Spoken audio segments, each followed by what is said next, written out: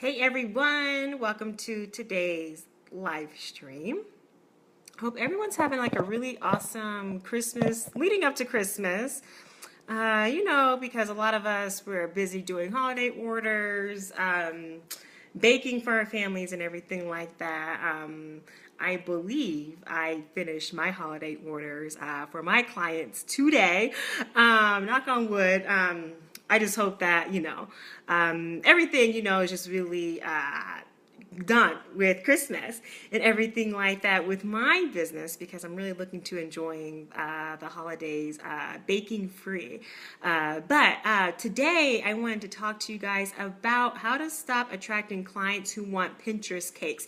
It's been a minute since I've talked about this topic. Inside the private Facebook group, I've done some live streams on this a little bit earlier this year, like maybe 2-3 months ago. I've done live streams about this, and we have like a lot of new women inside of this community, men as well, inside of this Facebook group. And I want to just kind of come on and how to really open your minds up to how to stop attracting clients who want replica cakes, who want Pinterest cakes, who want something that kind of looks like a Pinterest cake and everything like that. It really just kind of helps shift you from becoming a cake decorator or someone who just kind of replicates cakes that people find online to really allowing yourself to become the artist that a lot of us truly are. And the only way that we are able to be artists that we truly want to be is if we're able to express that through our work. And whenever we're kind of doing someone else's work or anything like that, it can really feel stifling to our creativity, to our business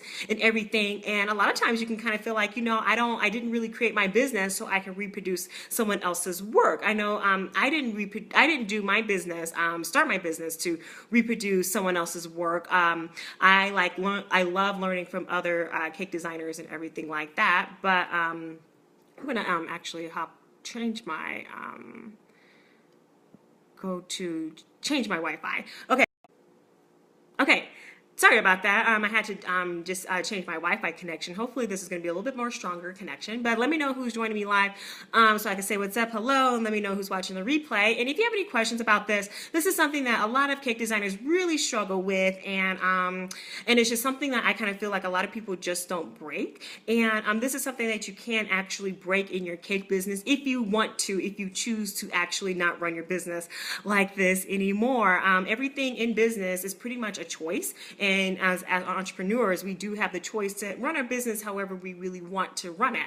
So if you choose to stop attracting clients who don't want Pinterest cakes, that's completely up to you. You just have to kind of learn some strategies on how to actually stop attracting clients who want replica cakes. And I have 3 strategies. I have like a bit more, but I kind of feel like these 3 are going to be the best to service for you. So you can start to really implement them and start to really use them to your advantage for your cake business. So one thing that a lot of cake designers, and I see a lot of your guys' posts, for the most part, I see almost every single post that kind of goes on the Facebook group. A lot of cake designers post, a client wants this cake, what would you charge? A client wants me to kind of copy this part of this cake. How would you guys do it? And stuff like that. I read your guys' posts a lot. Not to say that I comment because I don't comment on everything, but I do see them. And I have seen in the past also is a lot of cake designers complain that customers come with Pinterest cakes and they want the same replica type cake. They want something like the cake or anything like that. And one thing that I've kind of found to kind of help deal with anything in life is whatever you kind of push against is something that's going to really persist in your life. Whatever you resist, you persist. So a lot of people are saying, I don't like it. They have this energy. I don't like it when other clients come to me with their Pinterest cakes. I don't like it. And then most of the time, those are the clients that are going to come to you that say that they want this type of cake. They want it to be exactly like so, or they want something kind of similar like that. But one thing that I found is when you really just kind of accept the clients that are going to come to you, they're going to come with Pinterest cakes. They're going to come with cakes that they found on the internet, that they found on social media. And that's just the way that people actually look for their work. And when you're just kind of really accepting that as the way that people actually look for their for their cake inspiration and anything like that, then you kind of learn to really dance with the people who bring in the Pinterest cakes and learn how to work around it instead of rebelling against it. Because whatever you rebel against is going to really just come back in until you actually change your focus, change your attitude about those clients who actually do come with their Pinterest cakes, because it does happen. It's something that I actually like it when people come to me with cake images, because it gives me a really good idea of the type of vision that they really want their cake and their event, and that kind of helps me know what direction to really take the consultation, to take the cake and everything. I like kind of being guided, and I like being guided like through like invitations, through centerpieces, through the dress and everything like that, and also the cake as well. It just gives me a really good idea. Whenever you're selling in a cake consultation and you're just trying to sell someone a vision that they don't really like, or it's not really them, they're not going to buy from you. They're going to buy from someone who's going to sell them the cake vision that they really want. So my first tip right there is going to be to really accept that that's how clients really look for their cakes, but you have to kind of learn to dance with those Pinterest cakes, the replicas, the images that you're going to be getting when people actually want to work with you. And which kind of goes into my second tip. If you have any questions about this, if you're joining me live or watching the replay, let me know, because this is something that I know a lot of people really struggle with their cake business. Another thing is you need to create some boundaries in your business. I feel like I talk a lot about boundaries, how you need to create boundaries with like so many things, but right now we're just going to be talking about boundaries specifically to how you actually design your cakes. I think what happens a lot of times, cake designers, we just kind of can get in this order taking mode to where someone says that, hey, I want this cake and I really like this design and I really want this at my event. And then we're just like, yes, ma'am, like, okay, yes, sir, and everything. And we just kind of turn into that cake decorator aspect. We're a replica, reproducer and everything, while we're copying off of someone else's work who they actually took the time to think about how to recraft a design or take an inspiration from something else, and they actually made the vision, and we're actually taking like their idea and everything. You need to create some boundaries and let your customers know right at the beginning of any like communication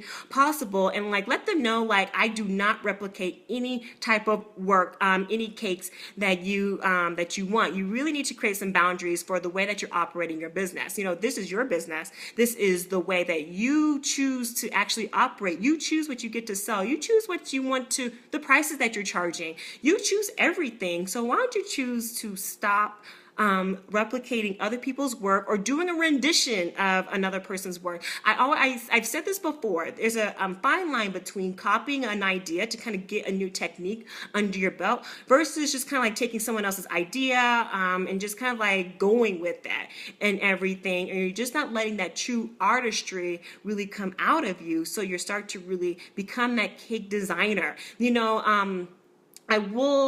I guess I'll probably talk about this, how Pinterest cakes usually are attracted. They're the ones who aren't going to pay that much money for their cakes. The ones who pay, the high-end clients who are going to pay a lot for their cakes, are going to pay more for the designer to come up with an original piece of work. People who are going to pay more for their cakes want something that's original, something that's custom created for them, and they don't want a repeat of someone else's cake. That's the difference between a high-end client and a budget client. I've talked all about this. You guys know that that's my passion, about talking about attracting high-end clients into your cake business, but that's one thing. Look at, what prices that you're charging, who are you actually attracting, because if you're attracting a lot of those Pinterest cake orders, a lot of times you're just not really charging your worth, and those two kind of go hand in hand. Another great way to really stop attracting clients who want Pinterest cakes is you need to practice sketching your own cake designs and also practicing your own cake designs. Now, it doesn't mean like you can't take ruffles and like you can't use ruffles because Maggie Austin came up with ruffles and made them super popular and everything. So you can't really take that. I'm not saying that at all. I'm just saying that you really sit down and just really start to practice sketching your own sketches just on your free time. So you start to really learn how to sketch at a cake consultation on the spot. So then you start to come up with original creations and everything. Because if you're not really doing that and you're just kind of relying on other people's work to kind of help you make your next cake, then that's like a mental block that you want to really uncover and kind of move through to really start to trust yourself as a designer that you can come up with your own custom work, and you start to reproduce that custom work, in a dummy cake or anything like that. That's really going to help you step out of that box that you might have accidentally gotten yourself in. And when you just kind of do that, you start to really practice sketching and everything that's going to allow you to trust yourself as a designer. I found that, like, when I just kind of sketch, even I'm not the best sketch. A lot of my clients who have purchased my programs have seen my sketches, and they see that they're not that great, but I do like sketch to real cake comparison and how I kind of bridge the two during my sales process. They kind of see like my cake sketches aren't that good, but the thing that I'm doing as I'm sketching on my free time is just like kind of just learning new techniques, learning how I can describe a cake design technique to a client, just off of my sketch alone, just kind of coming up with things myself instead of just kind of relying on another cake vision. And just it can take some time, take some baby steps. We just get really comfortable on really sketching, and really just starting to own that creativeness that you do have in front of you. It's just a muscle that you just really need to strengthen. And I found, and this is a great correlation, where the high-end cake owners and the ones who, they're popular on social media, they're very popular and everything. They charge their worth for their cakes, and they're the ones who are actually setting the trends for the cakes. They're the ones who are putting the showstopper cakes out there that everyone just pins, that they love and everything like that. And then they're charging the most for their cakes. And then it's just kind of like a totem pole. Then everyone else just kind of like copies off of other designs and everything like that, and not really charging their worth. And I kind of found that when you just kind of trust yourself to kind of be innovative in your field, you start to really get the hang of creating your own cake styles and everything like that. You're getting your own kind of technique. You start to really charge more for your cakes. I just kind of feel like those two really go hand in hand. And you can really see this in the industry, to where certain cake designers, they set certain trends, and they charge a lot for their cakes. And the ones who don't, who replicate the cakes, don't really charge that much for their cakes. They don't really believe in themselves as a cake designer, as an artist and everything like that. And it's just like a skill that you have to really have to strengthen. If anyone have any questions, this is a pretty popular topic. I found that with my private clients who sign up for my programs, this is something that really bugs them when they're working with a client. So I know that with the clients who work with me in my programs, they struggle with this. So if you have a question about this topic, about not attracting clients who want a Pinterest cake, let me know. I'd be more than happy to help you out and everything. But I hope this topic, it's been, great information for how to really stop attracting the budget clients into your cake business. If anything else, I'm going to sign off and just see you guys in the Facebook group. I'm going to just chill out. I have a program that's coming out that I'm super excited about. It's been something in the making, but something I know is going to be great value for everyone. High-end cake marketing mastery, and how to really attract high-end clients into your cake business with your marketing. It's something that I feel that is really going to give you the tools to attract high-end clients with your marketing, and start to really double your bookings, really start to get your cake business out there, and start to charge more for your cake. So that's what the new program that I'm working on, which is going to be released within this week. Hi, Heather. What's up? Hey, how do you fire that Pinterest customer who walks in wanting that cake? Well, one thing that I kind of like, instead of how do I approach situations? Because a lot of the things that you guys tell me, it's like it can be kind of prevented before it actually kind of happens, if that makes sense. Like, it doesn't, like, it's like a way to prevent a lot of the situations that kind of happen. So one way that I kind of do this, I really set the expectation on the first email that I'm sending out to all of my clients, potential clients, and saying, and I let them know I do not replicate any cake designer's work. Like, I put that out there. So, because that's the way I like to work in my cake business. And I found that I charge more for cakes when I kind of come up with my own design. So, and I'm not going to say that I've never replicated Pinterest cake orders. I've actually replicated some Pinterest cake orders. They never really surfaced the internet, like attached with my name, to be quite honest, and everything. But I will say that this is just kind of up to your discretion.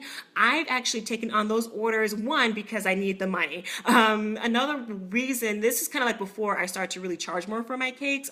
This is just the mentality that I was thinking before.